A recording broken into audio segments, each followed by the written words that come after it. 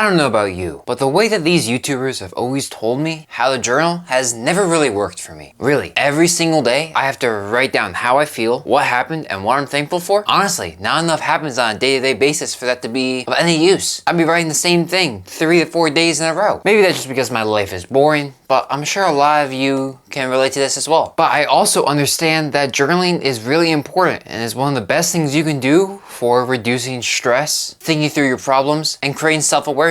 But what if I told you you only need to journal 2 to 3 times a week to get all the same benefits? Well, that's what I'm telling you. And so in this video, I'll show you in detail how you can do this for yourself. And I promise, when you look back 12 months in the future, you're gonna feel like a different person. So what are you going to journal about? Well, this is the really important part about this way of journaling, is that you only journal when specific things happen. That thing is usually when something thought-provoking, impactful, or stressful happens in your life, or just any big emotion that you're feeling. The journal is going to describe what happened in somewhat specific details. I've had journals when it was literally a dialogue script where every single word that was said between me and another person was written down, and I've had other journals where I talk in these vague terms that are really hard to understand the specific meaning of. We're very inclusive with how we write our journals.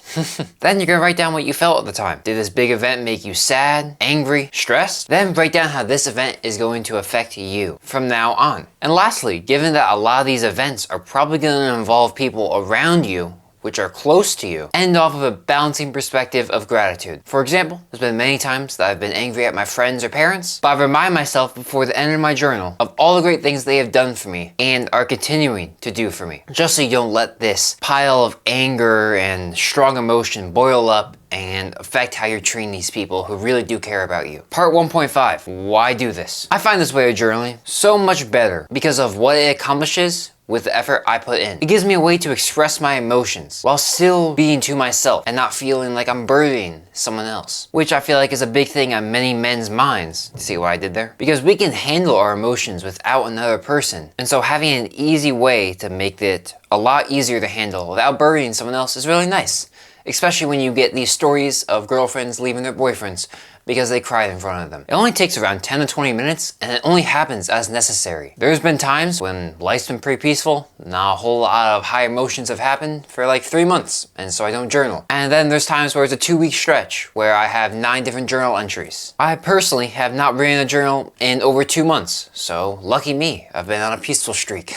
Although with college admissions coming around, that might change. But I also want to add something that created a new perspective for me that also made me really happy that I think you want to hear about. I didn't say this earlier, but there was a time when I was journaling where I had a miss up and lost my original book. And so I was journaling in a different book for around a year. When I found the original book a year later, I decided to read through the entries. They were mostly chill, except for one that I made in like the summer of 2021, where I basically came up with eugenics without ever knowing what eugenics was, and creating logical reasons to justify it. Then I tried to support my dad to convince it, and he quickly struck that down. Thank you very much for that, father. But for the most part, these entries gave me a huge amount of nostalgia and reverence for my memories as a child. I've never been huge into nostalgia and haven't had the ability to feel it very often. But it was really nice to just sit down without anything to do except just read what your past self had done and see how you've changed. And then when I was reading through these journals, I could remember my exact thought process throughout it. However, the last entry was insane, to say the least. Let me get it for you. Here's quite possibly the biggest question I have.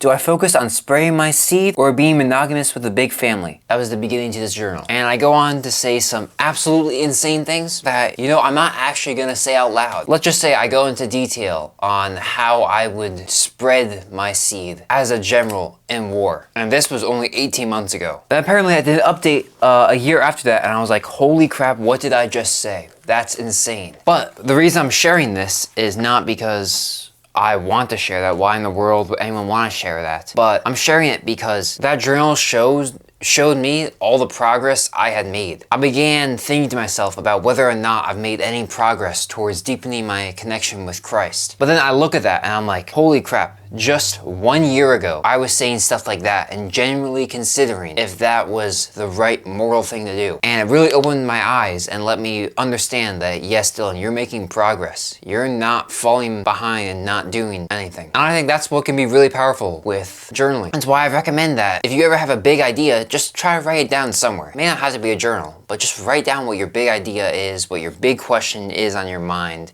what your big belief is, or the problem you're facing in the moment. Because, you know, you can get a chill nostalgia, like when you see your first video of playing Minecraft, or you can get a chilling shake back to reality and show how much you've really changed. All right, part 2, when are you going to journal? So hopefully I've got you on board for journaling. If not, thanks for sticking around. But here's what you're gonna need, because it's not really the best idea to type your journals. It's faster, which means you won't have as much time to think when you're typing, which is really important when you're journaling, or to fully process your thoughts. And honestly, it just feels different writing than typing. Typing, I kind of do that all the time. So I guess by having a journal and writing down, it like separates journaling from every other type of writing I'm doing. That's really the best I can explain it. I mean, you can still type your journal if you want, but I personally recommend that you write it. Which means that you're gonna need a pen or a pencil, and just make sure not to smear with your pen, because I've definitely done that in some of my journals, and now they're almost unreadable. Almost. I can still read them, I can still get that nostalgia, but they're almost unreadable. And that's all you need. All right, cool, I got my stuff, but when do I actually journal if I'm not gonna specifically set up a time for each day to journal? If you get something, well, it's quite simple. If you feel a lot of emotion, or something really impactful has happened, or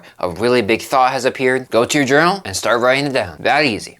This is something I really think you should try. It may not sound too much different from journaling, and it's not super different. It's just a different take on journaling's role in your life and how much of your life it has to take up. And it's for everyone. I just specifically targeted towards men because I feel like most women are fine with the current proposed journaling method. And it just didn't work for me and a lot of like the men that I see online. So that's why I specifically put it in the title. But we're inclusive here. All genders are allowed to use this journaling method as they please. I could be completely wrong because some online communities don't represent the wider public, but I guess that's for you to decide. Another way you can improve your thoughts and your self-awareness is to give yourself more time away from music.